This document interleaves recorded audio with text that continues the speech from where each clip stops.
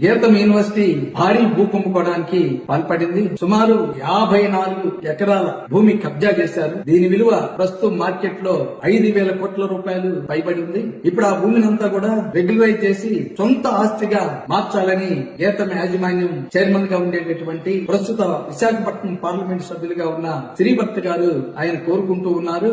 ఆగమేఘాల మీద రాష్ట్ర ముఖ్యమంత్రి చంద్రబాబు నాయుడు గారు, లోకేష్ గారు ఫైళ్లు కలిపి విశాఖపట్నం పంపించి దీన్ని రెగ్యులరైజేషన్ కోసం విశాఖపట్నం మున్సిపల్ కార్పొరేషన్ కౌన్సిల్ ముందు పెట్టారు. గతంలో 75 ఎకరాలు కబ్జా చేశారు. దాన్ని ఎకరం 18,000 రూపాయలకి రెగ్యులరైజ్ చేసుకుని ఈ రోజు అనుభవిస్తూ ఉన్నారు. ఇప్పుడు దాని విలువ ఈ రోజు ఎంతుంది?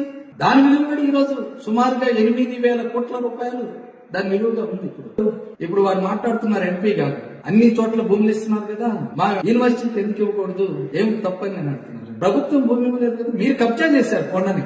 ఒక కొండ కాదు, 2 కొండ ప్రాంతాల్లో మీరు కబ్జా చేశారు.